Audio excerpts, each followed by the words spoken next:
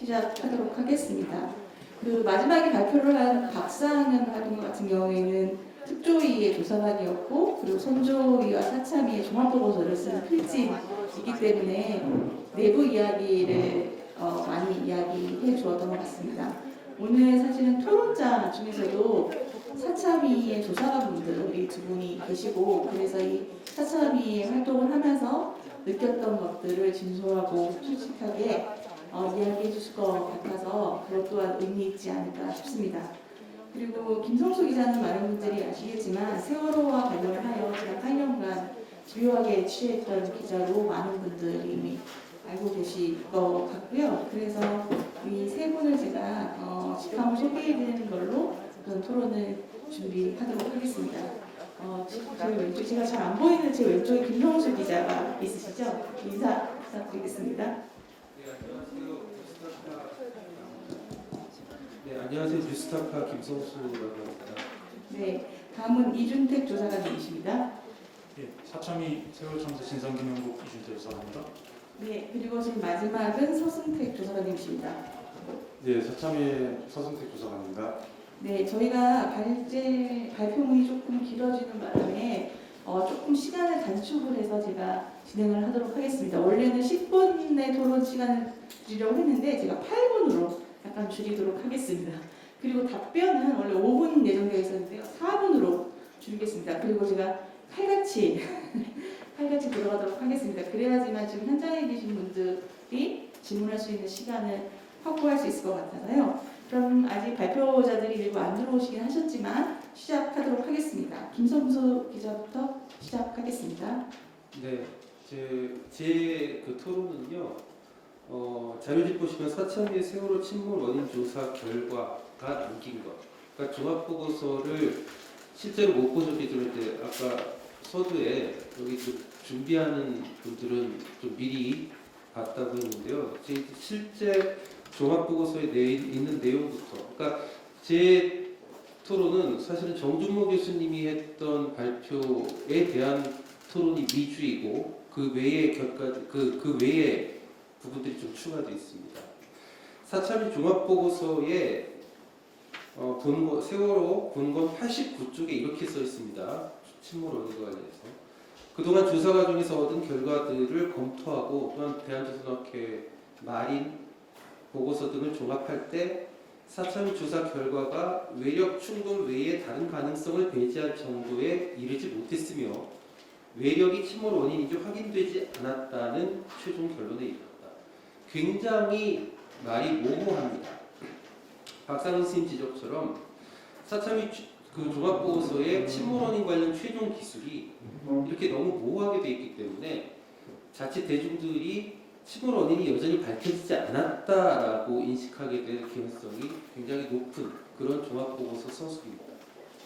하지만 지금 사참위 종합보고서 지금이 공개된 거 여러분들이 보시면 아시겠지만 그 순서가요 이렇게 구성이 되어 있습니다. 침몰 원인과 관련해서 사참위가 어떠한 조사를 벌였고 용역을 했다. 1번입니다. 2번 대한조선학회에 이를 검증 의뢰를 했다. 결과가 이렇게 나왔다. 3번 마린 보고서는 이 마린 보고서의 기술은 이러했다. 종합할 때 조사위원들 6명은 이렇게 결론을 내렸다. 즉 사참위 조사국에서 조사팀에서 여러 가지 말씀 다 아시겠지만 외력에 집중해서 조사를 벌였지만 그것이 외부 전문기관인 대한조선학회와 마린에 의해서 사실상 기각이 되었다는 얘기입니다. 6명의 조사위원들이 각각의 외력과 관련해서 어느 정도까지 나는 기각됐다라고 본다라고 하는 수위가 달랐기 때문에 그 6명의 조사위원들이 하나의 합의된 문장을 만들기 위해서 굉장히 모호해졌을 뿐이지 실제로 여러분들이 오늘부터 보실 수 있는 종합보고서를 차분하게 순서대로 읽어가시면 내용적으로 사참위의 종합보고서는 외력이 사실상 기각되었다라는 것을 읽기에 어려움이 없으실 겁니다.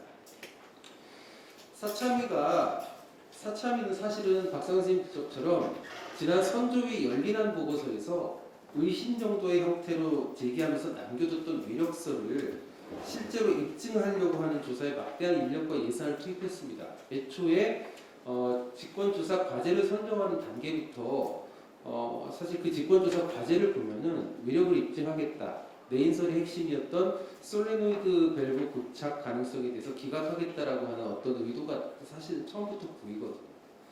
그런데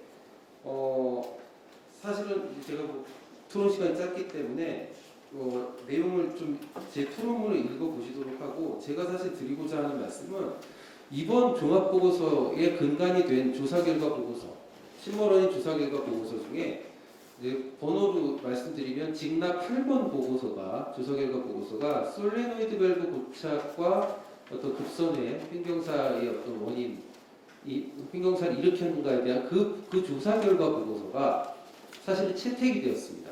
그 말인즉슨 뭐냐면 어떻게 채택이 됐냐면 솔레노이드 밸브 고착이 세원호의 급선회와는 무관하다라는 겁니다. 한마디로 그 얘기는 선조위 시절의 내인설을 기각을 한 거예요. 그러니까 그럼 지금 사참위의 종합보고서는 침몰론과 관련해서 어떻게 나오느냐? 선조위 시절의 내인설도 아니다. 그다음 외력도 입증하지 못했다. 사실상 기각이다. 이렇게 되니까 세월호가 즉 보건성이 극히 취약한 배였다라는 부분은 분명히 최초의 검찰 수사에서부터 팩트로 남은 것이 있기 때문에 그것들 때문에 배가 넘어졌다라는 건 알겠는데 그 나쁜 보건성을 가진 배가 무엇을 트리거로 해서 그러니까 어떤 모멘텀 때문에 그 보건성을 가진 배가 옆으로 기울어지게 됐는가에 대해서 지금 나온 게 없다라는 의미가 돼버리는 겁니다. 그런데 제가 여기 써놓은 것처럼 토론문에 써놓은 것처럼 말씀드리고 싶은 것은 제 취재 과정에서 제가 확인한 것은 뭐 정준호 교수님이 확인해 주시겠지만 사실은 사참위 전원위원회에서는 대한조선학회 해양안전위원회에 직납 8, 9, 10, 즉 솔레노이드 밸브 고착 부분과 그다음에 세월호의 어떤 외판 손상 이런 그 외력과 관련된 부분 세 개의 조사 결과 보고서를 모두 처음에 검증을 의뢰를 했습니다. 그런데 대한조선학회에서 세 개의 보고서를 들여다보고 있는 과정에서 4월 12일에 갑자기 직납할 솔레노이드 밸브 고착이 그 급선의 원인이 아니었다라고 하는 그 보고서를 먼저 채택을 해버립니다. 그래서 대한조선학회에서는 이미 채택된 보고서에 대해서 검증을 굳이 끝까지 할 필요가 없다 해서 검증을 중단합니다. 즉 이 얘기인즉슨 뭐냐면 지금 종합보고서에까지 반영이 된 솔레노이드 밸브 고착이 급선회와 무관하다라고 하는 사참위의 그 보고서가 저는 아까 정준모 교수님 발표에서도 굉장히 개연성이 높은 가설이라고 말씀하셨듯이 만약에 대한조선학회 검증을 이번에 끝까지 받게 되었더라면 다른 두 보고서들과 마찬가지로 채택되지 못했을 내지는 수정 채택, 크게 수정 채택되었을 가능성이 높다. 저는 이번에 대한조선학회가 뒤늦게라도 사참위의 그 침몰 원인 조사에 참여해서 검증 작업을 보여준 것을 굉장히 좀 감사함을 느낍니다. 사실은 그 민간 그 학회가 이렇게 나서주기가 굉장히 부담스러운 주제일 수 있거든요.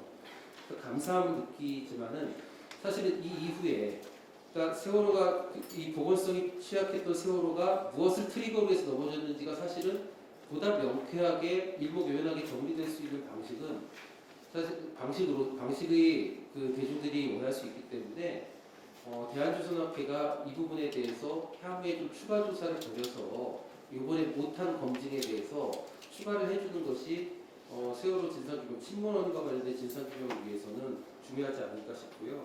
네, 1분 남았습니다.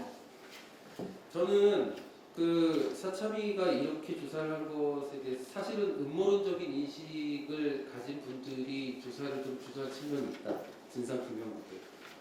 딱 하나만 제가 읽도록 하겠습니다. 제가 한 1분 반 정도 쓸 것 같은데요.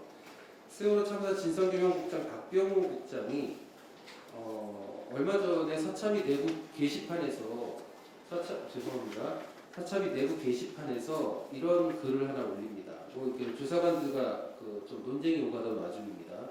138페이지 하단입니다. 외부 충돌이 실제 있었다면 가정이죠. 정부나 정보기관이 외부 충돌 사실을 사고 발생 당시 인지했을 가능성이 높은 바 가정입니다.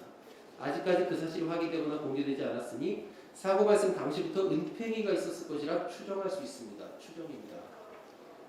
그리고 그 은폐 과정은 사고 발생 초기부터 이루어졌을 것이고 추정입니다. 구조에 전념해야 할 정부가 그로 인해 구조에 전력을 쏟기 어려웠을 개연성이 높으며 추정이죠. 당연히 사참위는 그 부분에 집중 조사해야 했을 것으로 판단됩니다.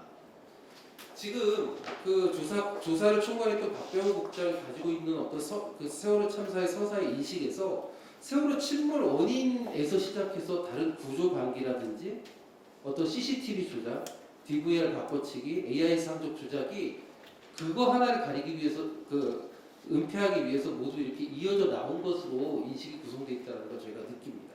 그리고 그것이 굉장히 어떤 팩트에 근거한 가설이 아니라 굉장히 주관적인 추론과 가정에 근거한 거죠. 두 번째, 그러니까 그런 어떤 인식이 좀 침몰 원인에 좀 비합리적인 외력을 입증하겠다는 침몰 원인에 과도하게 집착하게 된 원인이 되었다고 저는 보는 편이고요. 네, 마무리 부탁드리겠습니다. 네, 마무리입니다. 두 번째 원인은 사참위의 조사국은 굉장히 본인들은 과학적인 조사를 통해서 외력의 근거를 찾아냈다라고 아직도 주장을 하고 계신데 사실 굉장히 오랫동안 분석하고 취재한 제 입장에서는 사참위의 조사 방식은 굉장히 과학적이지 않았습니다. 뭐냐면 사참위는 미시적으로 분석해 들어갈수록 굉장히 과학이라고 좀 착각을 하고 있다고 봐요.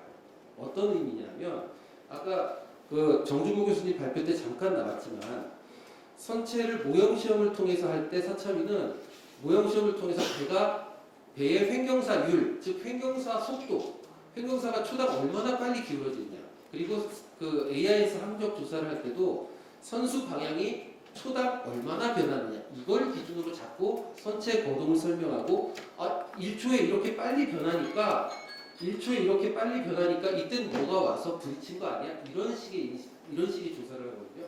근데 이게 자, 선체 변화율이라고 하는 것은 우리가 수학을 해보면 위치나 거리를 미분을 하면 속도가 나옵니다.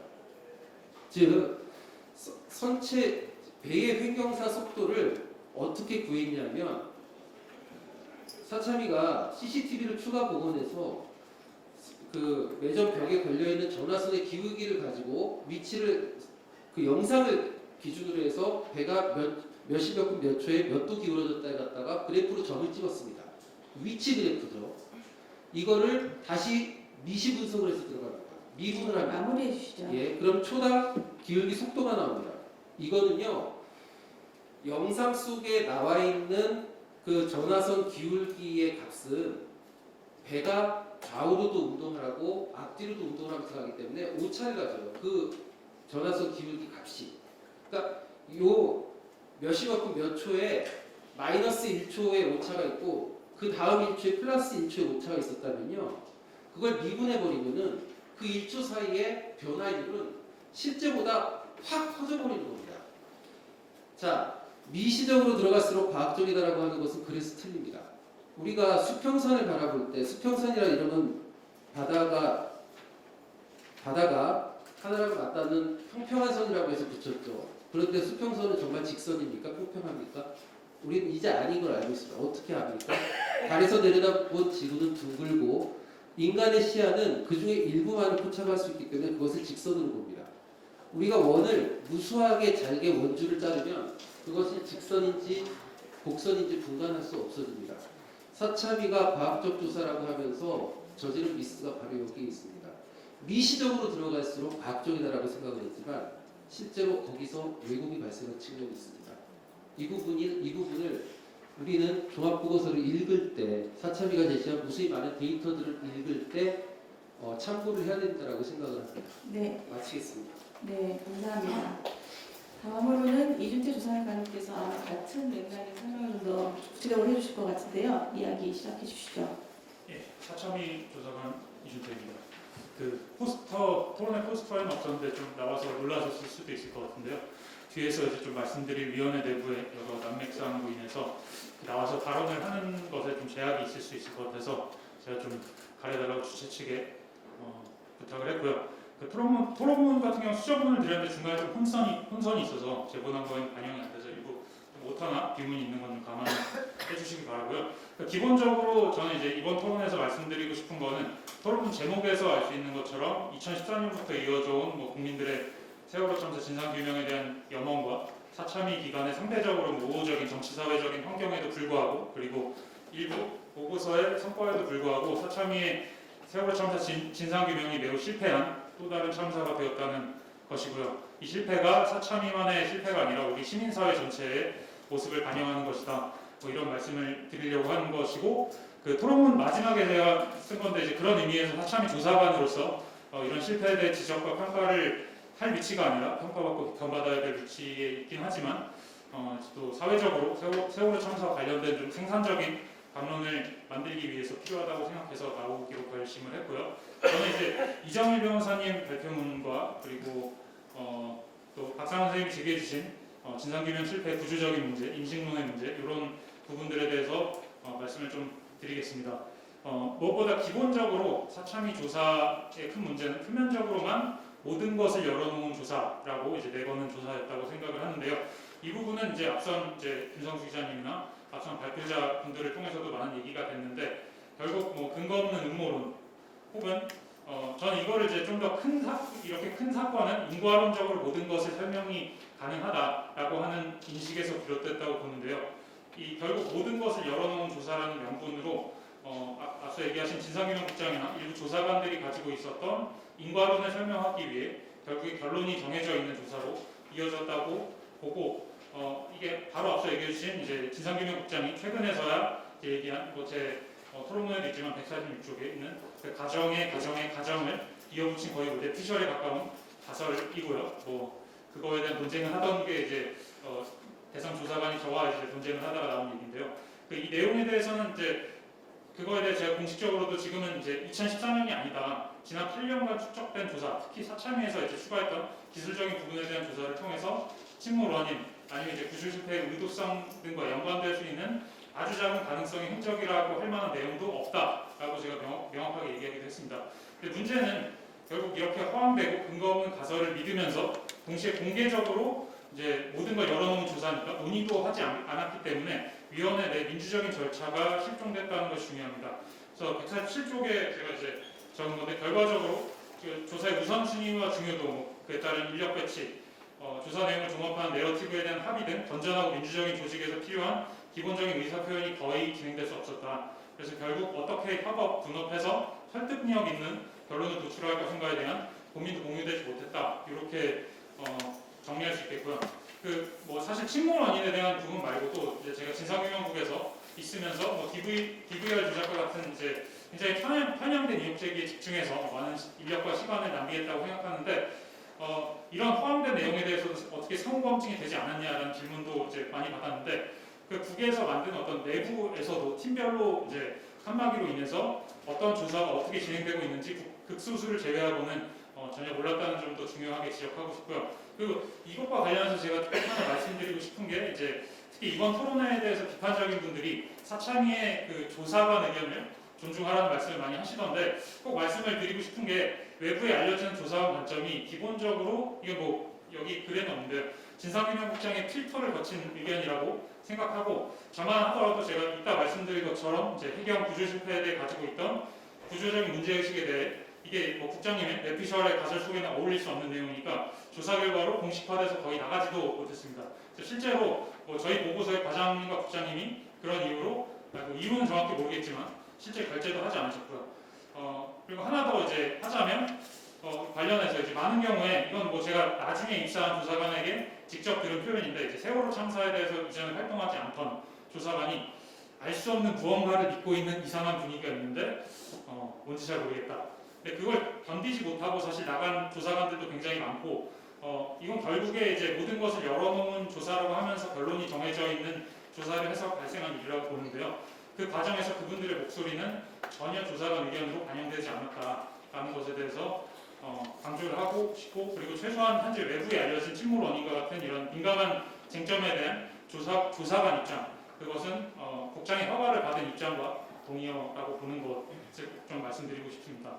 그래서 그러니까 의사결정에서 절차적 하자가 없으면 아무 문제 없다라고 생각하시는 게 아니라면 진상규명국 내부의 의사결정 과정은 최소한의 민주적인 정당성도 배려된 과정이었다라고 저는 생각을 하고 저는 그래서 저 역시도 이제 입사 전에 이런 여러 쟁점에 대해서 특정한 방향을 판단하지 않고 있었는데 사참위가 주장하는 그 논리를 만들어가는 과정을 보면서 그 주장이 명확하게 맞지는 않는구나라는 생각을 했던 것 같습니다.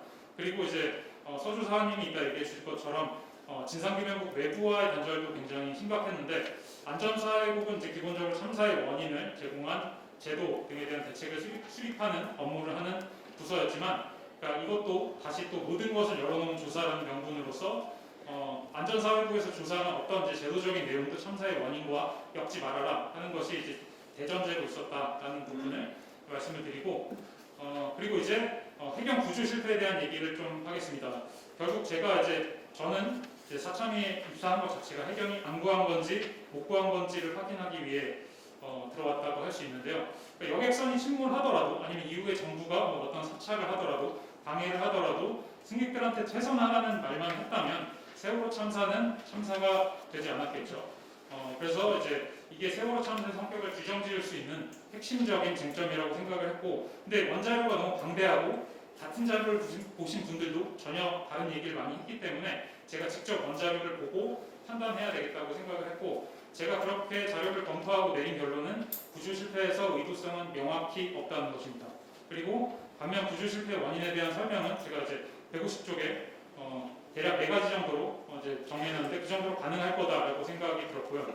세월호 사고의 특수성, 그리고 구조에서 해경의 기본적인 안일함, 그리고 해경의 훈련의 부재, 그리고 또 경험의 부재, 이런 것들인데, 제가 하나 좀 강조하고 싶은 부분은 이제 사실 안 구했다라고 하든 못 구했다라고 하든 결국 자신의 입장을 입증할 만한 근거는 없습니다. 결국 뇌피셜에 가까운 생각인데, 관련 해경들이 이제 조사를 하면서 대부분 한 목소리로 경황이 없어서 미처 생각을 못해서 이런 많은 얘기를 하다 보니까 국민들이나 유가족들은 이를 믿지 못하고 정말 뭐 이상한 게 있는 거 아닐까, 우리가 모르는 게 있는 거 아닐까라고 생각을 하게 되고, 그게 구조하지 않았다라는 주장에 논거가 됐다고 생각하는데, 저는 그래서 실제로 과거의 해경이 어떤 방식으로 어떻게 해양사고에 대응해왔는지 확인하는 게 중요하다고 판단했습니다. 그래서 해경의 말을 기각하든 아니면 이제 믿든 유의미한 근거를 통해 할 필요가 있다고 생각했으니까요. 그래서 저는 이걸 결국에 세월호 참사에서 해경의 구조 실패에 대한 단순 기술이 아니라 설명을 하려는 것이었는데,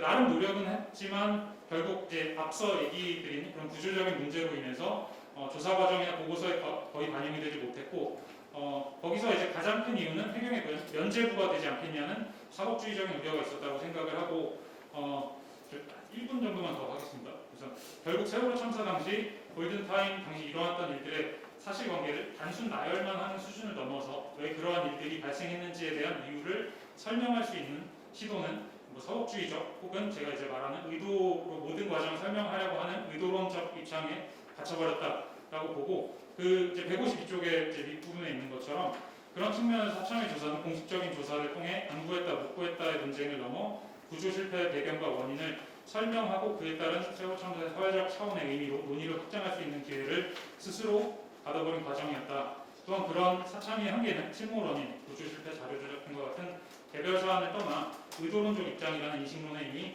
배태되어 있었다. 이렇게 생각을 하고 마무리하자면, 그 153쪽의 코끼리 실루엣을 보고 퍼즐이 일부 빠졌다고 하더라도 우리가 코끼리라는 걸 인지하는 데는 문제가 없다고 생각하고요.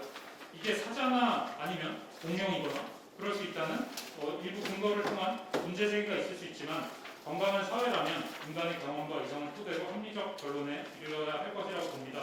사참위에서의 3년간의 시간은 세월호 참사와 관련된 퍼즐 조각을 맞추고 채울 수 없는 빈 부분은 합리적인 의사결정으로 추론하는 과정이어야 했으나 그러지 못했습니다.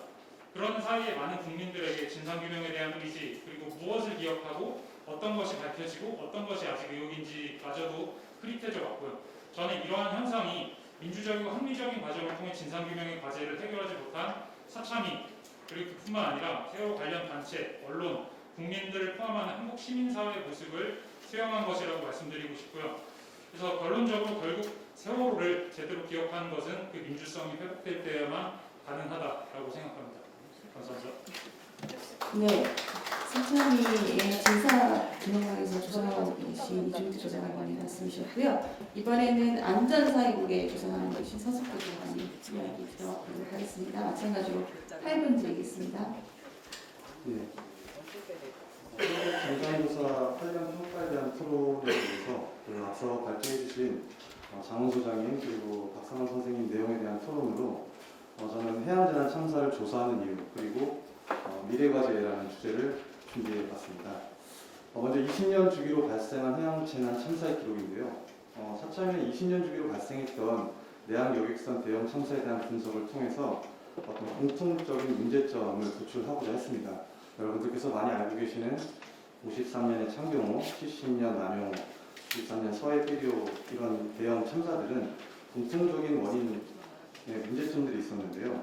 과승과적, 고박불량, 어떤 형식적인 선박공사, 그리고 선원의 대처 능력, 선주의 안전의식 부족, 선박의 불가능성을 묵인한 선사와 선원, 그리고 여객 선사들의 영세성, 노후 선박 지원 부재의 문제점, 그리고 늦은 사고 접수와 초동 대응의 문제점입니다. 이러한 대형 참사들이 아주 오래전에 발생했음에도 불구하고 공통적인 원인들이 저희들이 듣기에 왠지 낯설지가 않게 느껴지는데요. 그런 이유는 이는 세월호 참사에서도 이와 같은 문제점이 여전히 지속되고 반복되어져서 나타났다고 생각될 수 있습니다. 그래서 안전사회국 세월안전과 권고사항의 의미를 보시면요. 세월호 안전과는 참사의 재발 방지를 포함하는 내항여객선의 안전을 담보하기 위해서 세 가지 큰 틀의 개선 과제를 권고했습니다. 첫 번째는 내항여객선 사고 원인 관련 선사 및 해운 제도 부분, 두 번째는 유도선 안전관리 체계 부분, 그리고 마지막으로 해양재난조사기구 및 해양수색구조 체계 부분으로 이 소위 보고서가 구성이 되어 있습니다. 첫 번째 정부 안전관리 체계 문제점 개선에는 선박 검사 횟수와 기관을 확보, 중고선 도입보다는 신규 선박 건조 유도, 선사와 선원의 안전의식을 전환하기 위한 교육 절차, 선박 결함 신고자의 보호를 위해 공익신고센터 설립, 선사의 운항 능력을 위해 선원 최저 안전임금 지원제, 내항여객선 안전공용제 도입, 선사의 자율적 측면을 위한 안전관리 책임자의 권한 보장, 그리고 운항관리 규정에 의한 필요한 교육을 추가로 실시할 것을 제안했습니다. 그리고 두 번째로는 유도선 부분은 내항여객선의 권고사항과 맥락적으로 유사한 부분이 있어서 자료를 참조해 주시기 바라고요. 마지막으로 해양재난조사기구와 해양수색구조 체계 관련 방안은 현재 해양사고조사 체계가 해시머니 해양수산부 수속기관으로서 예산, 인사, 권이 종속돼 있고 또 조사관이 순환보직으로 조사의 독립성을 보장하기 어려운 점, 그리고 다른 부처나 어떤 수사기관보다도 우선적인 조사 권한이 보장되지 못하는 점 등으로 이런 한계점이 현재 존재하고 있기 때문에 어떤 독립적인 조사를 보장할 수 있는 법률 제정이 필요하다는 것을 제시했고요. 또 해양수색구조체계는 해양사고 대응 시 지휘 혼선을 최소화하고 구조본부의 책임성 강화를 위해서 구조본부를 지방청으로 지정하여 수색구조 활동이 총괄, 지휘, 조정 권한을 일원화하고 이를 위해 명확하고 단일한 지휘, 조정 체계를 확립할 것을 제시했습니다. 또한 해양수색구조 시 군과 해경의 협력을 강화하는 방안도 마련할 것을 주문하였습니다. 이어서 사회적 참사 특별조사위원회 안전사회국의 성과와 한계를 잠시 보자면요. 안전사회국은 총 16건 직권조사 그리고 2건의 신청조사를 작성을 해서 의결을 했습니다. 총 45건의 제도 개선 공고안이 이루어졌고요. 성과라면은 앞서 제가 말씀드렸던 제도 개선이라고 말씀드릴 수 있을 것 같고요. 한계를 좀 말씀드리자면 세월호 참사에 대한 조사와 제도 개선 사항에 있어 분명한 한계가 존재했음을 우리 모두 인정할 수 있을 것입니다. 어떤 진상규명 조사 활동과 세월호 안전과의 조사 활동이 내용적 연관성을 확보할 수 없었다는 것이 조사 활동의 가장 큰 한계라고 지적될 수 있습니다. 침몰 원인이 과학기술적으로 규명되면 이어서 재발 방지를 위해 필요한 법적, 제도적 개선을 제안하는 것이 절차적으로 타당한데 사참위의 경우 그러지 못했던 것이 좀 아쉬운 부분으로 남는 한계점이라고 볼 수 있을 것입니다. 이러한 한계점을 돌아보면서 재난조사는 왜 하는지 그리고 조사로부터 우리는 무엇을 배울 수 있는지에 대해서 알아보면요. 앞서 이정일 변호사님 발제문 초기에 보면은 재난 현장 연구가인 스콧 가브리엘 노스 교수가 제시한 재난 참사에서 5가지 중요한 가치를 제시했는데요. 그 가운데 첫 번째 참사의 원인 규명, 그리고 네 번째 참사로부터 교훈 얻기는 재난을 조사하는 조사기구의 핵심적인 역할이라고 볼 수 있을 것입니다. 하지만 앞서 제가 한 개 부분에서 언급했던 바와 같이 원인 규명을 담당하는 참사 진상 규명국과 교훈 만들기를 담당하는 의견사회들은 서로 각자의 길을 선택했던 것이 이제 것으로 결론이 났습니다. 이는 피해자 가족분들 그리고 국민들에게 충분히 납득할 만한 결과를 만들었다고 평가되기는 어려워 보입니다. 그렇다면 재난조사는 왜 하는 걸까요? 재난조사의 의의는 조사 결과를 바탕으로 미래 발생 가능한 재난의 재발을 막는 데 있다고 할 수 있습니다. 특히 세월호 참사와 같은 대형 재난은 책임과 원인이 단순히 어떤 휴먼 에러나 기계적 페일러에 의해서 발생하기보다는 여러 가지 복합적 요소의 결합 그리고 상황의 변동성으로 인해서 발생하기 때문에 이를 규명하는 조사 행위, 조사의 중요성이 더욱 강조됩니다. 지금까지 세월호 참사에 대한 조사를 통해서 우리는 무엇을 배울 수 있었는지 묻지 않을 수 없을 것 같습니다. 세월호 참사에 대한 감사, 수사, 그리고 조사 등의 활동을 파악해보면 책임자 처벌을 위한 수사 이외에 어떤 복합적, 제도적, 관행적 요인 등을 파악하는 구조적 원인 규명에 대한 체계적인 조사는 부족했다고 평가할 수 있을 것입니다. 그 마지막으로 미래 과제로 제가 제시한 주제는 회복을 위한 안전 패러다임 전환인데요. 그 현대사회는 시스템이 대형화되고 복잡해짐에 따라서 사고도 대형화되고 있습니다. 이런 시스템 속에서 안전을 유지하기 위해서는 여러 가지 조건들이 우리는 준비되어야 있을 건데요. 그 가운데서도 이런 시스템 구성 요소 간의 상호 간의 관계를 전체적인 관점에서 분석하는 사고 조사가 요구됩니다. 이런 시스템 안전을 위한 구조적인 원인 규명 중심의 사고 조사 체계의 흐름은 국제사회에도 많이 반영이 되어서 이걸 협약으로 발효받아서 각 국가들이 이행할 것을 권고되어지고 있습니다. 대표적으로 국제해사기구 IMO에서는 IMO 해양사고조사 코드를 발효하였고 국제민간항공기구 ICAO에서는 항공협약 및 부속도가 이에 해당될 것입니다. 이런 협약들은 궁극적으로 사고조사의 초점이 사후 규명보다는 사전 예방에 있고 책임 규명보다는 재발 방지에 맞춰져 있음을 나타냅니다. 오늘 이 토론회의 주체가 또 4.16 안전사회연구소고 저도 이제 안전사회 직원이다 보니까 안전에 대한 정의를 잠시 한번 좀 마무리 발언으로 좀 드리고자 합니다. 최근에 안전공학 분야나 인간공학 분야에서는 안전에 대한 패러다임이 바뀌었다 혹은 바뀌고 있다는 말을 자주 하게 됩니다. 이는 기존에 우리가 알고 있던 안전의 개념인 세이프티 1의 개념에서 세이프티 2의 전환을 의미하는데요. 세이프티 1이란 안전은 어떤 실패적인 결과의 수가 가급적 최소화되는 상황을 의미합니다. 즉 잘못된 결과나 위험 요소의 원인을 제거함으로써 그 시스템의 안전은 보장될 수 있다고 생각하는 우리가 많이 알고 있는 썩은 사과 이론이죠. 사과 하나가 상자 안에 있는데 썩은 사과만 제거하면 나머지 사과들은 깨끗할 것이다 라고 생각하는 그런 이론입니다. 그렇다면 세이프티 2는 안전은 성공적인 결과의 수가 가급적 최대화되는 상황을 의미합니다. 시스템이 잘못되는 것을 방지하기보다는 시스템이 올바르게 유지되고 지속 가능하게 보장하는 그런 개념의 안전을 말하는 것입니다. 그래서 성공 사례 분석을 통한 적극적인 사전 예방에 우리가 좀 주의를 기울여야 된다 이런 의미로 받아들일 수 있을 것입니다. 하지만 우리가 놓치지 말아야 될 가장 중요한 것은 이러한 성공과 실패는 같은 시스템으로 도출된다는 결과입니다. 따라서 세이프티 1과 세이프티 2는 어떤 유기적인 통합이 필요하다는 의미고요. 이러한 과정에 반복된 훈련이 어떤 위험으로부터 안전을 지속할 수 있는 능력, 즉 안전의 키워드로 요즘 많이 언급되고 있는 회복 안전 탄력성은 레질리언스라고 할 수 있겠습니다. 세월호 참사 이후로 지난 8년간 우리가 조사를 하면서 이거다 아니면 저거다라는 결정론이라든가 또는 어떤 집착한 의혹에 대한 시나리오 만들기 혹은 책임자나 비난의 대상을 찾기에 집중했던 것은 아니었는지 돌아볼 필요가 있을 것 같습니다. 사참위 활동은 이제 여기서 멈추지만 오늘 이 자리를 발판으로 미래사회 안전을 대비하기 위한 우리들의 과제들이 앞으로도 새롭게 논의되길 기대합니다. 경청해 주셔서 감사합니다. 네, 수고하셨습니다. 토론자분들께서 빠르게 진행해 주셔서 감사합니다. 기본적으로 발표자들의 발표문에 보완적이고 그리고 조금 더 추가적인 내용으로 토론을 해 주셨기 때문에 발표자들께서 하실 말씀이 그렇게 많지는 않으실 것 같은 느낌이 듭니다. 그래서 발표자분들의 발언을 3분으로 다시 제안을 하겠습니다. 그래야지만 여기 지금까지 2시간 가까이 앉아 계신 분들에게 의견을 들을 수 있는 시간을 마련할 수 있을 것 같습니다. 장원 소장님부터 차례대로 지금 토론해주신 내용을 기반으로 해서 코멘트 해주실 거 있으시면 해주시면 될 것 같습니다. 네. 저는 오늘 이 자리가 서참이가 조사를 잘했네 잘못했네 이런 평가를 내리기 위한 자리가 아니었으면 드립니다.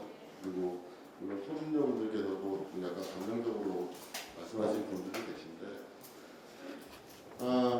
한계는 한계고 또 할 수 있는 것과 없는 게 구분 지어질 수밖에 없는 상황에서 최선을 다하는 게 어떤 모습인지 또 앞으로 어떤 걸 해야 되는지 그런 좀 더 발전적인 논의가 시작될 수 있는 자리였으면 하는 바람이고요. 다른 분들, 바로 훌륭하신 분들이 있기 때문에 이만 줄이겠습니다. 네. 조준용 변호사님 말씀해 주시죠.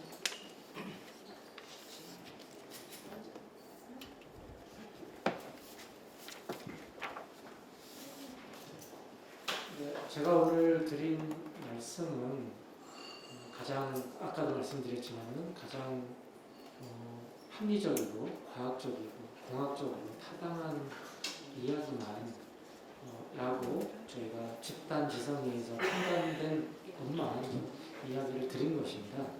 그래서 어떤 사전의 편견이나 이런 것들이 전혀 없었음을 말씀드리고요. 이따가 혹시 질문 있으시면 질문 부탁드리겠습니다.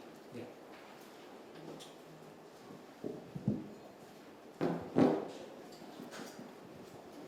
네, 저도 뭐 사참위가 뭐 잘했나 못했나 이런 어떤 것보다 우리 모든 것은 현재의 시점이 과거에 축적된 결과물이라는 사실 자체에 대해서는 다 공감할 것입니다. 사법적 방식으로 드러난 사실 그리고 독립된 조사 기구에서 밝힌 사실 어떤 사실은 어느 정도까지 밝혀졌고 여전히 부족한 부분은 분명히 존재합니다. 그리고 처벌하기 위해서 기소를 했지만 또 처벌을 받지 못한 분들도 있습니다. 이런 것들에 대해서 잘 정리하고 정리된 내용을 토대로 해서 저는 조사기구가 내놓은 종합보고서에 대해서 국회와 대통령이 이행할 업무가 있다는 사실을 강조드리고 싶고 그리고 이행하는지 안 하는지에 대해서 지속적으로 시민들의 감시가 필요하다 이런 점을 강조드리고 싶습니다. 이상입니다. 네, 저는 두 가지 말씀드리고 싶은데 일단 그 권고사항과 그리고 서승택 조사관님이 말씀해주신 좀 더 자세히 말씀해주신 권고사항에 대해서 사실은 한국이 되게 잘 논의를 하는 게 앞으로 필요할 거라는 생각이 드는데요. 그러니까 예를 들어서 선사의 자율 규제 이런 것들을 강조해 주셨을 때 이런 자율 규제라는 게 실제로 어떤 방식으로 해야 제대로 작동을 할 수 있는가. 이 자율 규제가 그냥 선사가 알아서 대충 안전조치를 취하는 게 아니라 진짜 적극적으로 할 수 있게 하는 방안은 무엇인가. 이런 것들을 더 구체적으로 논의할 필요가 있고 또 사고조사 기구를 만들 때도 그러니까 여기서도 그 해심원을 평가하시면서 증인 증거 확보에서 지금 우선적 조사 권한이 보장되지 못한다 이런 말씀을 해주셨는데 사실 거의 그거부터 다시 논의를 시작해야 되는 거거든요. 사고가 발생했을 때 검찰과 경찰이 먼저 투입될지 사고조사기구의 조사관들이 먼저 투입될지 사고조사기구의 조사관들이 한 것을 변경해 넘길지 어떤 자료까지 넘길지 어떤 관계를 맺어서 할지 이런 부분들을 굉장히 구체적으로 논의를 하지 않고 대략 두루뭉실하게 그냥 원칙을 만든 채로 법안을 또 통과시키고 하면은 비슷한 방식의 곤란을 우리가 또 겪을 수가 있다 이런 말씀을 드리고 싶고 앞으로 오늘을 계기로 이 논의가 많이 진행이 되었으면 좋겠습니다. 네, 발표자분들의 코멘트가 있었고요. 이제 마지막으로 지금 청중에 계신 분들에게 발언권을 드리도록 하겠습니다. 우선 저희 유가족분께서 발언을 해주시기를 원하시는 분이 계셔서 먼저 듣고 다른 분들의 질문을 받는 순서로 갖도록 하겠습니다. 김병건 공사육 단원고 가족협의회국께서 오늘 토론회와 관련해가지고 코멘트 원하신다고 제가 전해 들었거든요. 네, 마이크 준비되어 있죠? 네. 네, 지금 제가 얘기 좀 듣다가 이렇게 몇 가지 좀 적어봤고요. 주최해 주시고 8년 동안 신경 써주시고 걱정해 주신 분들과 진상 규명을 위해 노력해 주신 분들께 진심으로 감사드립니다. 안녕하세요. 저는 봉사인력 단원고 가족협의회 김빛날 아빠 김병곤입니다. 패널들 얘기 잘 들었고요. 듣다 보니 참 사참위가 진짜 묻고 싶어요. 사참위 분들한테 무엇을 조사하고 무엇을 밝혔는가 묻고 싶고, 잘못된 조사 결과로 힘들게 만드는 것은 유가족 것입니다. 왜냐하면 외인설이냐 내인설이냐 이것도 중요하지만 외인설을 주장하는 분들은 무엇을 가지고 얘기하는지 모르겠어요.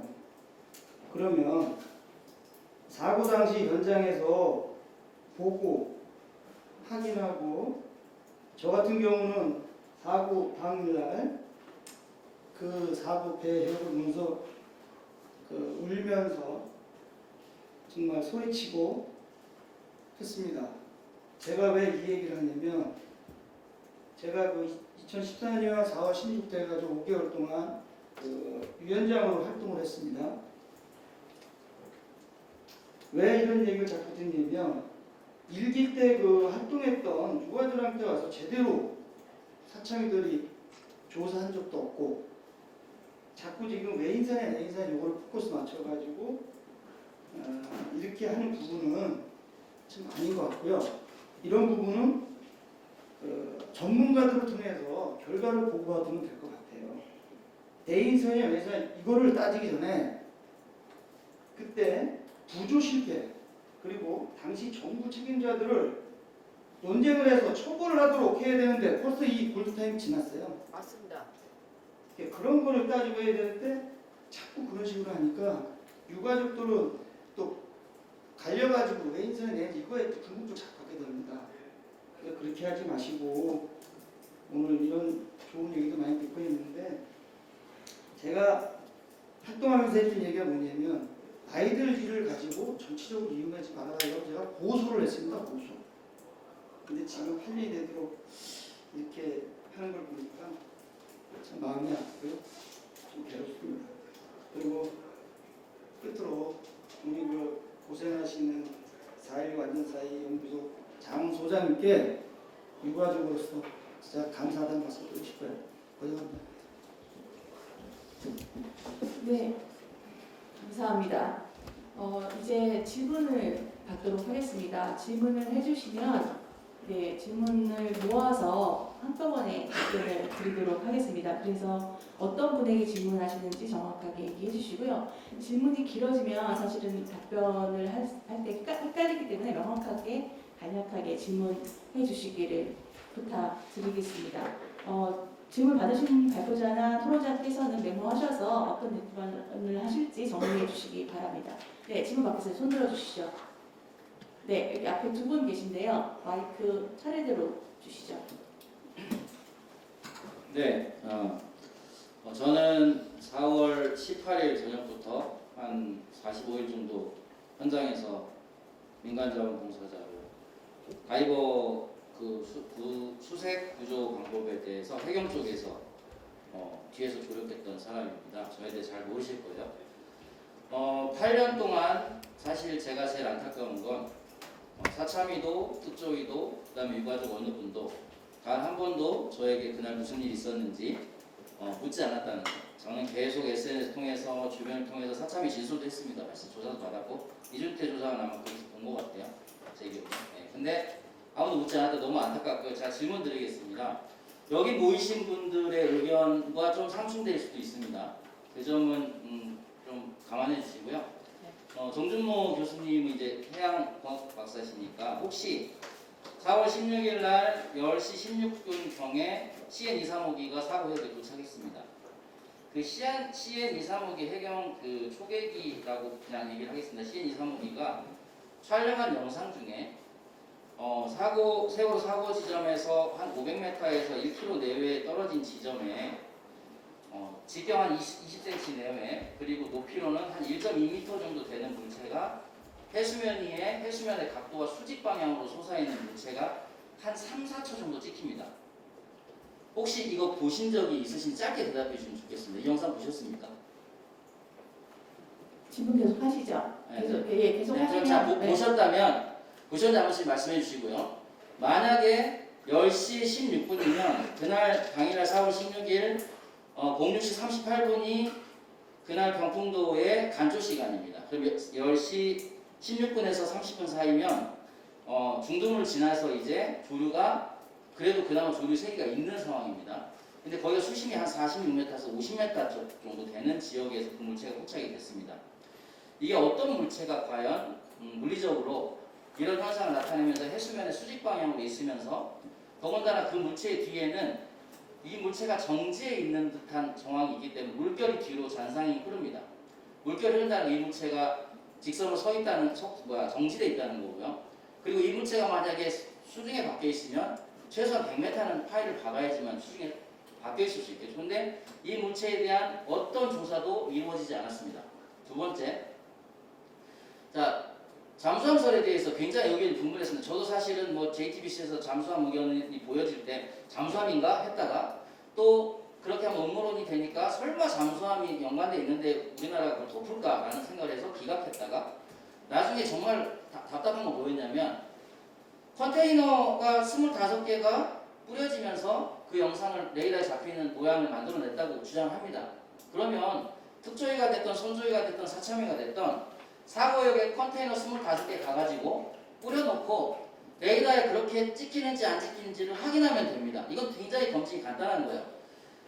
25개 마무리 질문해 주시죠. 네네, 25개 컨테이너 렌트하고 하는데 사실 비용이 그렇게 많이 드는 것도 아니고요. 근데 왜 이런 검증은 하나도 하지 않고 사참이든 특조위든 모든 조사기관들이 조사기관 그 안에서 실질적인 사고에 대한 검증은 현실적인 검증을 하지 않고 제가 볼 때 탁상 공론인 것 같고요. 그래서 그 부분이 좀 안타깝고요. 네. 두 번째 설명해 주신 김성우 선생님께 한마디만 말씀드리겠습니다. 솔레노이드 밸브가 고착된 채로 나왔습니다. 세월호에서 3년이 넘는 시간 동안 물속에 잠겨있다 나온 것 중에 정상적으로 고착되지 않고 망가지지 않고 나온 물건이 단 하나도 있는지 좀 말씀해 주시면 좋겠고요. 두 개의 솔레노이드 밸브 중에 하나는 고착이 안 된 걸로 나왔습니다. 근데 과연 이 고착이라는 게 사고 직전에 그 상태에 있다가 고착이 된 것인지 아니면 세월호 수면 아래 3년 동안 있는 상태에서 이게 사실은 붓이 굉장히 많이 됐거든요. 그러니까 유압이라든가 이런 데 변화에 의해서 알고 있습니다. 변형에 의해서 네. 고착이 될 수 있는지 네. 그 가능성에 대해서 말씀해 주시면 네, 질문 두 가지인 것 같은데요. 하나는 아까 말씀하신 것처럼 4월 16일 날 10시 16분에 보였던 물체에 대한 것이 무엇인지 그리고 그것에 대한 사참이나 다른 조사기관들에서 조사하지 않은 이유가 무엇인지를 물어보실 것 같고요. 두 번째는 솔로노이드 밸브 고착과 관련해가지고 그것이 사고 당시인지 아니면 사고 이후에 물 안에 있을 때 일어난 일인지를 알고 싶다. 두 가지 질문으로 정리가 됩니다. 네. 다음 분 질문을 짧고 요약해서 해주시면 답변하시는데 훨씬 더 유리할 것 같습니다. 부탁드리겠습니다. 간단하게 하면 저기 이준태 주소관님한테 하나 물어보고 싶어요. 지금 오늘 발표하신 내용을 이렇게 다 들어보면 죄송한데 누구신지 잠깐 소개 부탁드리겠습니다. 세월호 일본 유가족소비위원회입니다. 네, 알겠습니다. 제가 여쭤보고 싶은 건 이 내용에 대해 갖고서 얘기를 하신 거 보면 이거를 토론회에서 과연 이 얘기를 할 수 있을까라는 생각이 들어요. 왜냐면 본인께서 지금 여기에서 코멘트 다신 거를 내용을 보시게 되면 일단 박병호 국장을 까는 거예요. 박병호 국장이 이렇게 했기 때문에 나는 뭐를 할 수 없다. 그러면 이 상황에 대해서 그 전에 이거를 조금 빨리 캐치를 하시고 나셔서 조정안을 하든 어떻게 하든 제스처로 취해줬으면 좋았을 텐데 왜 이 내용을 지금 이 상황에서 이렇게 내용을 까시는지 그 이유가 조금 궁금하네요. 네. 지금 이준태 조사관님에 대한 질문이었습니다. 메모해 주셔서 답변 준비해 주시기 바랍니다. 다른 분 질문 있으실 분? 네, 저 뒤에 해주시죠. 그리고 간략히 모두들이 설명해 주시면 감사하겠습니다. 네, 울산 사회기업행동의 이윤정입니다. 이준태 조사관님께 여쭙겠습니다. 150페이지에 아까 말씀하셨는데 관련한 자료를 검토하고 관련 조사를 진행해서 세월호 참사 구조 실패는 의도성이 없다는 것이다라고 본인의 이제 결론을 내리셨는데요. 그 맞으시죠? 예, 이때 궁금한 거는 관련한 자료들이 어떤 것인지 좀 말씀해 주십사 하는 겁니다. 그러니까 그 침몰 당시뿐만 아니라 그때 청와대, 해군, 해경, 국정원 그런 기록물들을 자료를 다 검토해 보셨는지, 그리고 사실은 그 대통령 기록물도 30년간 봉인되어 있는 상태에서 굉장히 제한적일 거라고 생각합니다. 근데 그런 부분에 어떠한 노력을 쭉 해오셨는지 그게 궁금합니다. 네, 감사합니다. 네, 질문 명확한 것 같아서 다시 재확인하지 않겠습니다. 네, 앞에 질문해 주시죠. 일단 개괄적인 말씀을 좀 네, 드리고 자기소개 부탁드리겠습니다. 저 신혜원이라고 하고요. 4.16 연대 회원이었다가 요 선조위에서 여기 앞에 계신 주 분들이 레이설로 사건을 덮는 거를 좀 온라인에 올렸더니 제명을 몇 년 전에 당했고요. 그렇지만 뭐 아직도 관심을 갖고 지켜보는 시민입니다. 네. 예. 일단은 아까 정준모 교수님한테 말씀드리기 전에 개괄적인 건 말씀드린 게, 지금 오늘 토론회 주로 이제 내인설 위주로 흘러간다고 항의하는 뭐 단체도 왔는데, 마이크 주시는 분도 거기 항의하는 분들 같이 하시는 건가요? 그러니까 결국은 이 토론회 자체가 추가 조사가 뭐 필요하다라든지 새참위에서 권고한 재난상설위원회 그 설치를 위해서 마련된 토론회라면 그런 입장을 반대합니다. 왜냐하면 뭐 제가 박사원 조사관님의 침몰 원인에 대한 견해에는 반대를 사실이 아니기 때문에 그건 비판은 하지만, 지금 세 번의 조사회 동안 아무것도 한 게 없고 사실상 검찰 수사 결과랑 똑같거든요. 더 나아진 게 없는 상태고, 이정일 변호사님이 민병헌 세월호 단장이신데 지금 조사한 내용을 정리하신 걸 보면 사실상 조사위가 있을 필요가 없다는 걸 스스로 잘 드러내주고 있습니다. 그래서 추가 조사위에 대해서 자꾸 하면서 사실상 반정부 단체들이 이게 잠수함 사고라는 거 안보나 외교랑 관계된 걸 사실상 빌미로 추가로 또 조사 필요하다 이런 건 저도 사실은 입장이 명확하게 이제 조사위는 끝나야 된다고 보고요. 재난상설위원회 기구 같은 것도 공수처가 이상하게 된 것처럼 옥상하게 될 수 있기 때문에 그런 건 좀 국회나 아니면 여기 계신 분들이 좀 명확하게 질문을 말씀해 주시죠. 예, 그런 네. 입장은 제가 말씀드리고, 네. 일단 사건은 정확하게 이제 확인이 돼야 되니까 정준모 교수님한테 아까 여쭙겠습니다.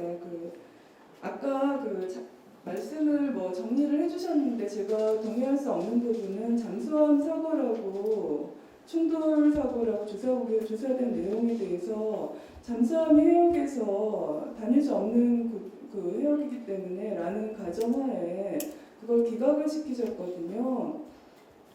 근데 사실 오히려 말씀하신 것처럼 해역이 굉장히 수심이 깊지 않기 때문에 부딪힐 수 있었을 요인이 되었다고 반대로 생각할 수 있고요. 교수님의 가설에 의하면. 그리고 배터리가 잠항을 할 수 있는 게 2시간 정도이기 때문에 불가능하다고 하시지만, 이게 해군에서 지금 촛불 전국 때도 명시적으로 해군 관계자라고 하지만, 그러니까 해군이 명시적으로 지금은 공식적으로 해군은 제가 정보공개 청구 소송도 하지만 해군은 잠수함이 아니라고 부인은 하지 않습니다. 그냥 국가적으로 비극적인 사건이었다고 얘기하고 있거든요. 그러니까 그 배터리 같은 경우도, 그러니까 제가 말씀드리는 건 대한민국 해군에 인수되기 전에 대표적으로 통영함이 지금 구조 안 했다 할 때 대우조선해양에서 해군에 인수 안 됐다라는 걸로 논의를 하잖아요. 네, 근데 질문 요약해 주시죠. 예. 그런 것처럼 당시에 지금 말씀하신 것처럼 정준모 교수님께서 말씀하신 잠수함이 아니라는 것에 대하여 반론을 제가 네, 제기하는데 반론을 답변해 주시라는 거고요. 네. 하나는 하나는 아까 말씀하신 것처럼 오히려 수준이 낮기 때문에 충돌할 가능성이 높은 거 아니냐라는 질문이시고, 그리고 두 번째는 그거는 과학자의 가설로 받아들일 수가 없고요. 그런 식으로 일단 결론을 내놓고 하는 거는 네. 두 번째 배터리가 좀 핵추진 잠수함을 개발 중이고 우리나라가 현대중공업이랑 대우조선해양이 지금 장보고 배터리에 그런 대해서도 것도 많은 지금 가능성이 있지 자만을 않느냐. 할 수 있는데 새로운 잠수함을 지금 그 개발 중에 충돌했을 수도 있는 가능성이 있어요. 그 중요한 건 저는 추가 조사는 절대 반대하지만 사실을 왜곡하는 거는 이게 국가적인 참사를 이렇게 이용하는 거는 굉장히 정치적으로 아까 저랑 의견이 다르지만 유가족분이 말씀하셨지만 정치적으로 결국은 이용하게 하는 빌미밖에 안 되기 때문에 마무리해 주시죠. 그러니까 정확한 사실에 대해서는 규명은 해야 되고 하지 못한다면 이런 토론회를 위한 토론회는 하지 말아주셨으면 하는 겁니다. 네, 알겠습니다. 네, 뒤에 지금 마이크 기다리시는 분 계신데요. 다른 더 질문하실 분 계신가요? 네, 한 분 마지막 두 분만 하고 저희 질문 끝내도록 하겠습니다. 제가 원래 12시까지 얘기 듣기로 했는데 지금 12시 20분입니다. 그래서 여기까지 우선 질문 받도록 하겠습니다. 네, 말씀해 주시죠. 네, 저는 보험 이용자협회 활동가 김미숙이라고 합니다. 이정현 변호사님께 여쭤보고 싶습니다. 그래서 이 최종 보고서 안에는 내인설이라고 할 수 있는 건지, 그걸로 진상 규명은 더 이상 이제 진행이 되지 않을 거라고 생각을 하시는 건지, 아니면 앞으로도 계속 쭉 진상 규명은 이어질 수 있다라고 생각을 하시는지, 그거 한 가지와 그 다음에 만약에 이게 안전사고라는 단어를 쓰시더라고요. 그래서 저는 만약에 내인설이라고 하고 그 배에 대한 어떤 그 문제 때문에 일어난 사고라고 한다면, 그러면 그 한국해운조합이나 재보험사나 이런 보험회사의 책임은 면책이 되는 것이라고 이해를 하면 되는 것인지, 그에 대한 의견을 좀 듣고 싶습니다. 네, 이 질문은 이정현 변호사님한테 하시긴 하셨지만 안전 쪽에 있는 조성아님이나 박사님 활동가가 답을 해줄 수도 있을 것 같습니다. 보안에서 해주실 얘기 있으면 해주시면 되겠습니다. 마지막 질문 받겠습니다. 네, 안산 시민 조선재입니다.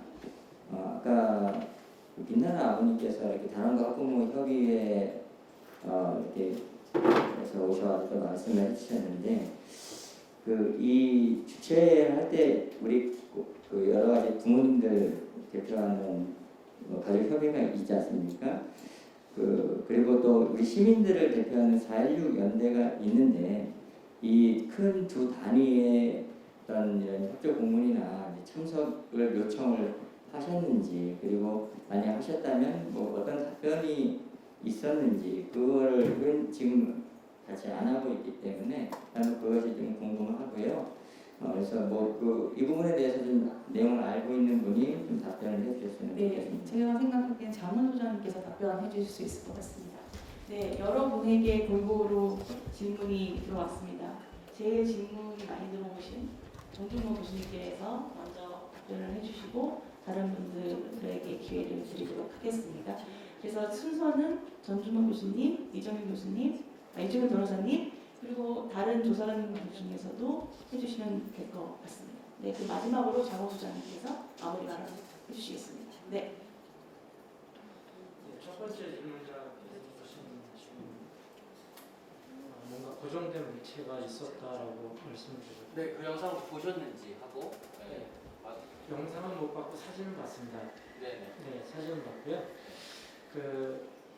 이 부분은 선조위 때 검증을 한 걸로 알고 있고, 다시 한 번만 좀 그 부분 확인을 좀 해주시면 좋을 것 같습니다.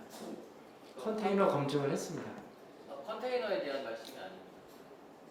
직경 20cm에 대한 원형 파이프가요 1m 이상 솟아 있습니다. 수면 위에 수직으로.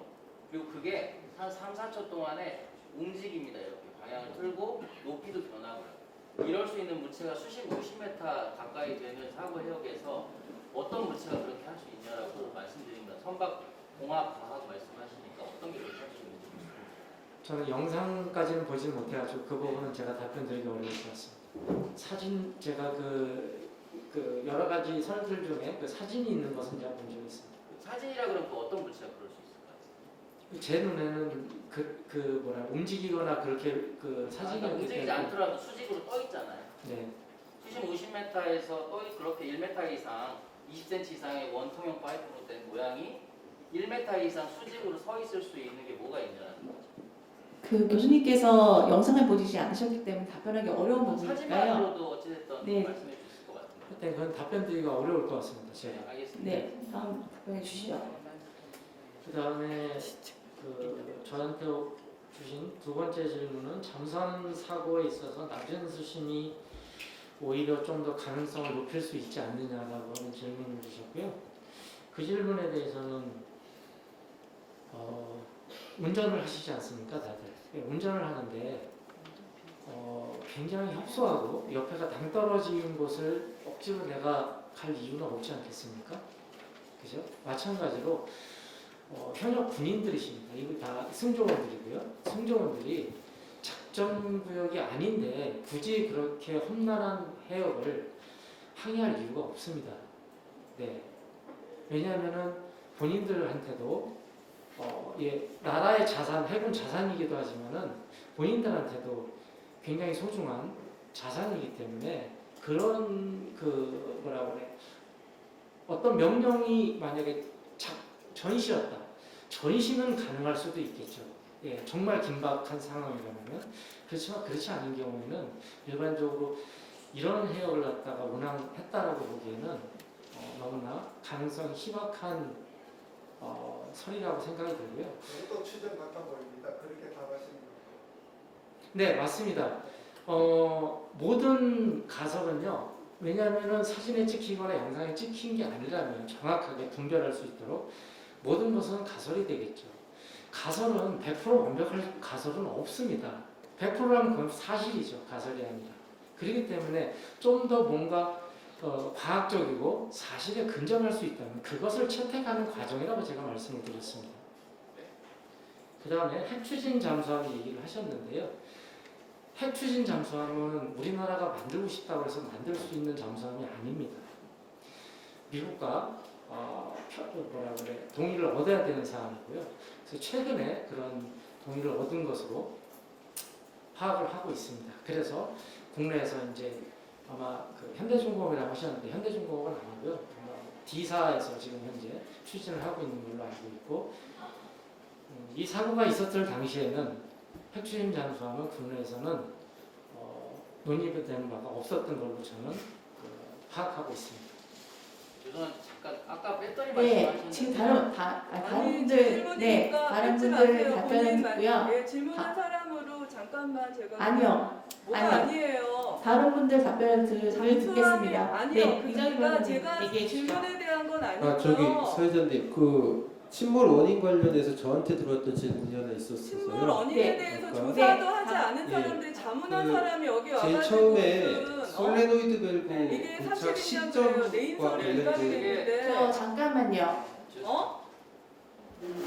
당신이 국방부 장관이 아니에요. 네. 과학자는 과학자답게 네. 말씀하시고 그만하시죠. 그러니까 핵추진 잠수함을 할 수가 네, 없으니까 저희가 할 수 있는 답변을 드렸고요. 대우조선이 네, 동의하지 않을 수 있습니다. 다른 회사에서 네. 하다가 무리로 올라가서 다른 분들은 들을 다른 분이 들을 권리가 있습니다. 8년이 지나도 안 밝혀지는 거 아닙니까? 네, 겁성 얘기 무슨 잠수함 얘기 겁성 얘기해 그럼. 그러면 네. 변호사는 입을 다물고 계시라고요. 본인이 하신 저기 말씀이 구발당할 그만하시고요. 답변 조사관님 답변해 주시죠. 그 솔레노이드 밸브 고착 시점 말씀하셨는데요. 지금 질문 주신 내용이 이번 사참에서 냈던 진압할 조사결과 보고서의 핵심입니다. 그러니까 오랫동안 물에 잠겨 있는 동안에 톡은 그 옆으로 쓰러지는 과정에서 마침 조차장치 옆에 어떤 다른 물체가 있어서 그게 와서 부딪히면서 눌렸다.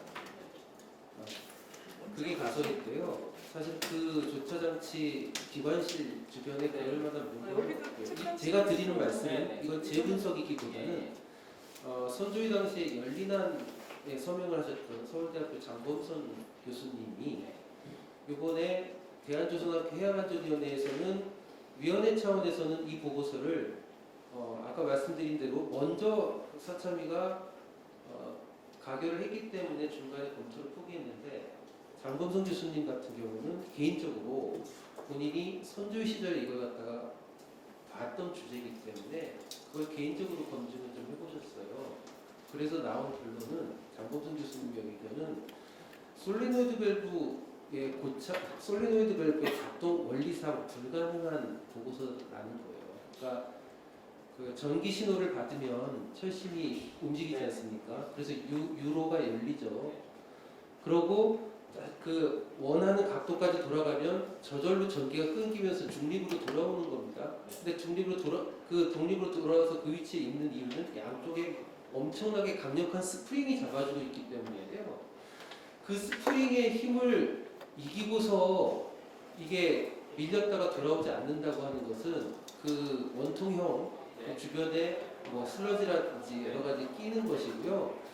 자꾸 저는 솔레노이드 밸브 고착 사고에 대해서 아까 안전사고를 이야기해 주신 그런 표현을 해주신 분도 있었는데 솔레노이드 밸브 고착, 조타장치 고장으로 사고가 발생했다라는 것이 어떤 누구에게도 책임을 물을 수 없는 그런 류의 우리가 소위 말하는 안전사고다.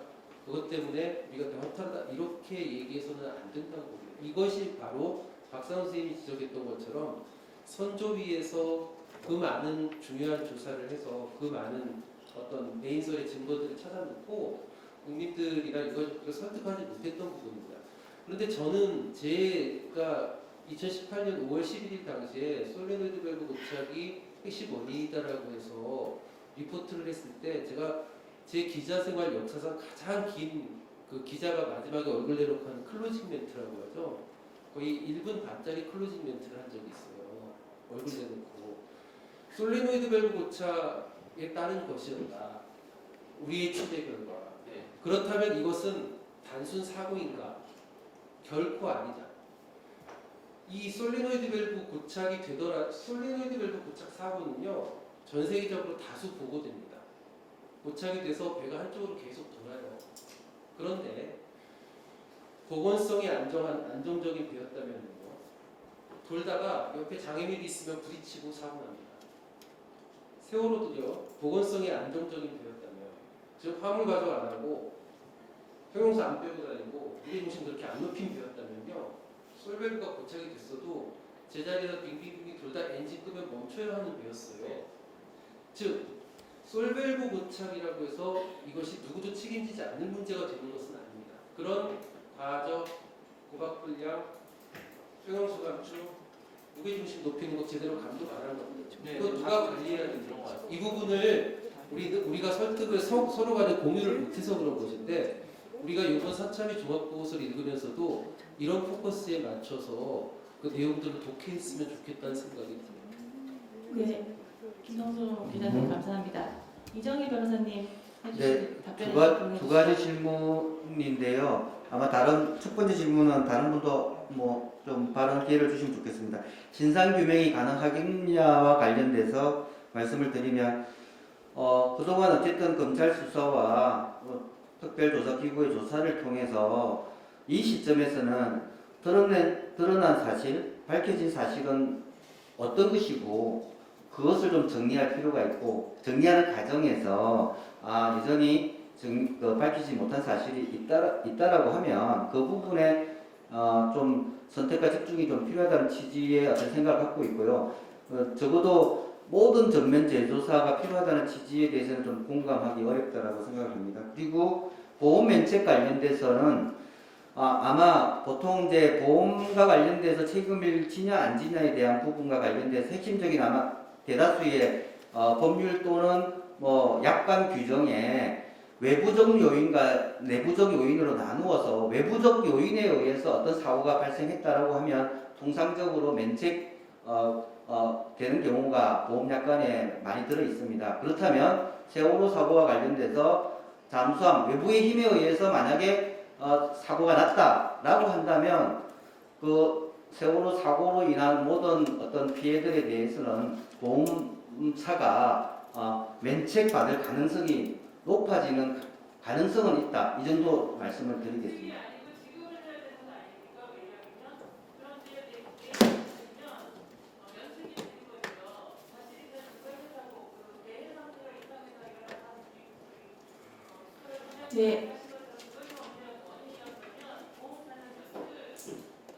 지금 이정희 변호사님의 설명에 따르면 이정희 변호사님의 설명에 따르면 정수함이라고 하면 오히려 면책이 된다는 말씀이셨고요. 그 관련해서 더 구체적으로 물어보실 거 있으시면 토론회가 끝나고 나서 문의하시면 되겠습니다. 제가 한 마디만 해도 될까요? 네, 그 책임 문제가 그러니까 방금 말씀해 주셨던 것처럼 사실 재난에서는 책임의 문제가 굉장히 많은 행위자들이 있습니다. 저희가 이미 알고 있는 것처럼 선박을 처음 도입한 선사도 있고 거기 탔던 선장 선원도 있고 그리고 출동을 제대로 못한 해병도 있고 굉장히 많은 사람들의 책임이 얽혀 있는데 사실 이게 법정으로 가면은 책임을 계속 주고받아지게 되는 거죠. 그래서 어떤 사람은 이게 잘못이었다고 하면은 예를 들어 수밀문이 안 닫혔다고 하면은 갑자기 형이 경감이 된다거나 이런 일들이 발생을 하는데 사실 이제 저희가 생각해 봐야 될 거는 내가 책임을 묻고 싶은 사람이 있어요. 근데 이 책임을 묻고 싶은 사람에게 어떻게 하면 가장 큰 책임을 물어주는 서사가 나와야 되나 이런 방식으로 조사에 접근할 수는 없다는 것이고 사실 그리고 법정으로 가지 않았을 때 이렇게 굉장히 다양한 책임이 있는 사람들에 대한 책임을 온전히 저는 짚어줄 수 있다는 생각이 듭니다. 그리고 마지막으로는 사실 이미 법정으로 가서 법정에서 많이 밝혀지고 대법원까지 판결이 끝난 사건들이 많은데 예를 들어 잠수함으로 결론이 나고 여기에 보관력에 큰 문제가 없었다라고 하면 저희가 지금까지 알고 있는 서사 그리고 법정에서 대법원에서 유죄로 판결을 받았던 청해진 해운 임직원이나 선장과 선원이나 이런 사람들이 사실 책임이 없는 것으로 될 수가 있죠. 오히려 청해진 해운에 대한 책임이 없는 것이 될 수가 있기 때문에 사실 저희가 이 문제에 접근할 때 누구에게 책임을 먼저 묻고 싶나 이렇게 하면은 사실 어느 한쪽의 책임을 많이 물으려고 달려가다 보면 저희가 어느샌가 자기도 모르게 다른 한쪽의 책임을 면제해버릴 수도 있는 그런 방식이 갈 수도 있다는 것을 저희가 모두 기억해야 될 것 같고 그리고 저는 그냥 한 가지 더 말씀드리면 저희가 뭔가가 어려웠고 막 결론 다 안 나고 이 얘기를 결국 또 가게 되는데 저는 사실 이렇게 깊은 해역에 빠져있는 배를 우리 사회가 건져내고 그것들을 굉장히 자세히 조사한 것이 엄청나게 큰 성과라고 생각합니다.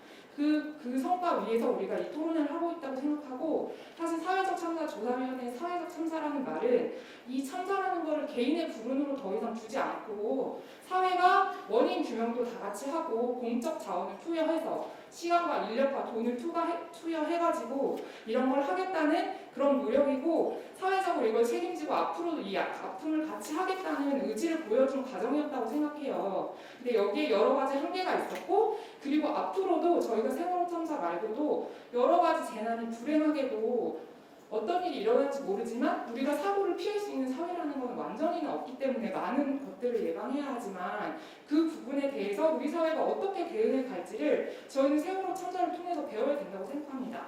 오늘의 토론회는 그거를 밝히고자 하는 것이고 그래서 저는 각자 많은 질문을 해주셨는데 그 부분을 좀 큰 얘기들을 다 같이 마음속에 담아가서 여기 계신 분들이 저는 정말 모두가 다 진심으로 세월호 참사에 대해서 아파하고 이 노력으로 우리 사회가 뭘 배울지 같이 고민하는 분들이라고 생각해요. 그래서 지금 굉장히 그래서 토론의 자리가 격해지고 이렇게 막 하는 것이 굉장히 마음이 아프고요. 그래서 그 부분을 좀 같이 우리가 잘 생각하면서 갔으면 좋겠다는 얘기를 드리고 싶었습니다. 네, 감사합니다. 이준태 조사관님에게 직접 질문이 들어왔기 때문에 그 질문에 대한 답을 해주시고요. 그리고 장원 소장님의 마무리 발언으로 오늘 토론회를 마치도록 하겠습니다. 네, 이준태 조사관님 말씀해 주시죠. 예, 상황을 좀 알고 계시는 유가족분께서 질문을 하셨는데 적나라하게 질문을 하셨는데 진상규명국장에 대한 비판을 왜 지금 하느냐 이런 취지의 질문 너무 늦은 거 아니냐라는 생각에서 질문을 하셨다고 생각을 하고 저는 그뿐만 아니라 시민사회 전체의 문제를 투영하는 것 같다라고 말씀드린 바도 있긴 했는데 근데 저는 또 이전에도 문제 제기를 많이 했었고요. 일부 조사 과제에 대해서는 제가 공무원 전자결제 사항에 위원장에게 보고한 부분도 있고 조사 과정 자체에 심각한 문제가 있다라고 저는 내부적으로는 여러 차례 차참위 부자리 위원장님이 계신 위원분들이 계신 자리에서 여러 차례 문제 제기를 했고 사실 뭐 그 이상 어떤 공론화를 하고 이제 문제 제기를 하려면 뭐 제가 퇴사하고 외부적으로 이제 공론화하는 방식이 가능했을 거라고 생각하는데 전 그 상황에서 선택을 했다고 생각하고 제가 저에게 맡겨진 어쨌든 이제 구조 실패에 대한 부분을 설명하는 거에 대한 책임을 져야 된다고 생각했기 때문에 그 부분에서 선택을 해서 이제 새로 사참위 이후에 문제 제기를 하는 걸로 저는 이제 선택을 했고 그 선택에 이제 문제 제기를 하시거나 비판을 하신다면 알게 받겠습니다. 그렇게 말씀드리고 하나 더 이제 질문을 해주셨는데 아까 제가 이제 구조 실패에 관한 결론에 대해서 어떤 자료를 보고 결론을 내린 것이냐라고 좀 구체적으로 말해달라고 질문을 하셨는데, 그러니까 저는 기본적으로 이제 해경 구조 실패에 대한 과제에 대한 조사를 진행했고요. 뭐 세부적으로 좀 간단하게 말씀드린다면 이제 TRS 경비전화, KCG 메신저, 직통전화 그리고 해경이나 이제 다른 에서 사용한 VHF 뭐 이런 것들에 대해서 기술적인 부분 그리고 실제로 어떻게 사용했고 시간 차이가 어떻게 나는지 공개를 하고 그런 다양한 부분에 대해서 점검을 하고 그리고 제가 이제 확인했던 조서나 전체적인 내용 그리고 해경의 기본 수색구조 체계 이런 것들을 종합적으로 보고 내린 결론이라고 생각한다는 말씀을 드리고요.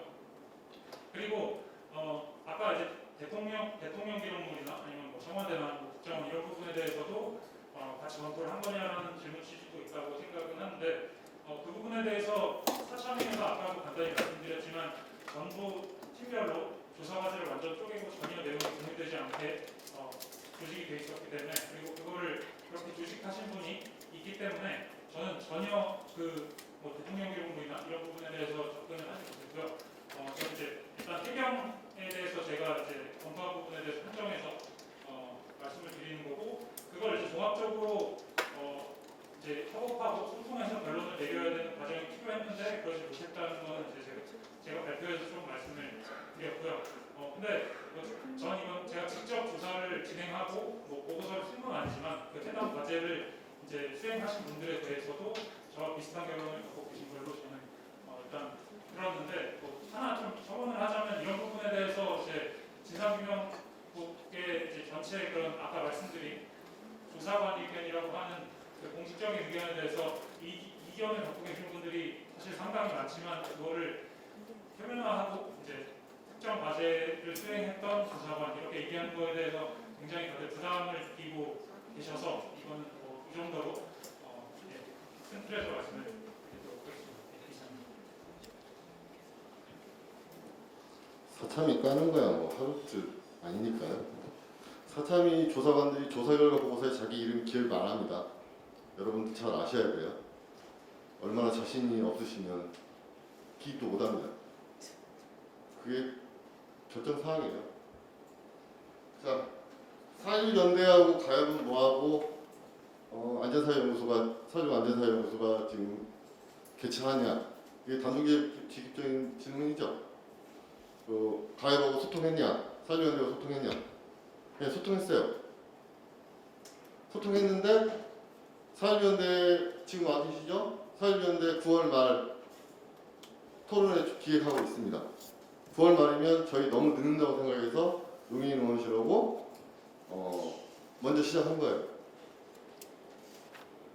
반대도 많이 하시더라고요. 도대체 왜 반대를 하는지 모르겠어요. 그리고 또 한 가지 사소한 안전 문제라고 했죠. 사소한 안전 문제 3-4개가 모이면 대형 참사가 나는 겁니다. 배에서 여객선에서 8,000톤, 7,000톤이 넘는 여객선이 보건성 불량했죠. 과적했죠. 평행수 빼버렸죠. 거기다가 불법 등기 취했죠. 하나하나 보면 다 사소한 문제예요. 아 사실 아닙니다. 거짓말하지 마세요. 무슨 과정을 해? 조용히 하세요. 지금 해도 너무하네. 가만히. 사람이 국가적으로 더 힘들게 만드는 거야. 자, 하나 더 하고 마무리할게요. 그만합시다. 하나 더 하고 마무리할게요. 내가 몇몇 분들하고는 말 섞기가 싫으니까 하나만 더 하고 마무리할게요. 제가 좀 건방진 걸로 보여도 좀 이해해 주십시오. 권고안 이행률이라는 게 있어요. 외부에서 대한민국 정부에 외국 정부도 마찬가지고 권고안을 냅니다. 우리나라는 이행률이 3%밖에 안 됩니다. 국회가 그만큼 일을 안 하고 있다는 얘기거든요. 이행을 하고 있는지 안 하고 있는지, 권고안이 이행되고 있는지 안 되고 있는지를 좀 감시를 해야 되는데 국회에도 손을 놓고 있다는 얘기거든요. 미국이나 프랑스, 영국 같은 데 보면 권고안 이행률이 전부 다 80% 이상입니다. 그렇다면 이번부터 사참위에서 나온 권고안에 대해서 도대체 얼마만큼 권고안을 이행하고 있는지 국회에서 좀 더 신경 쓰고 노력해 주셨으면 합니다. 네, 마치겠습니다.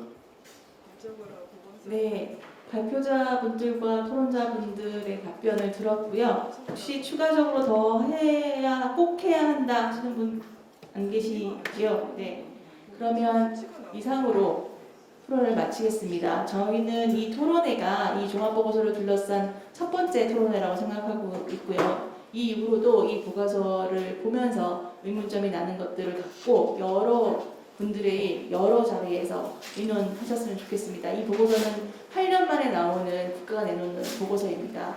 부족한 부분이 있지만 이 결론이 나올 때까지 많은 분들이, 특히 여기 계신 많은 분들이 같이 마음을 다했다고 생각합니다. 보고서를 열심히 읽으시고 그리고 같이 고민했으면 좋겠습니다. 감사합니다.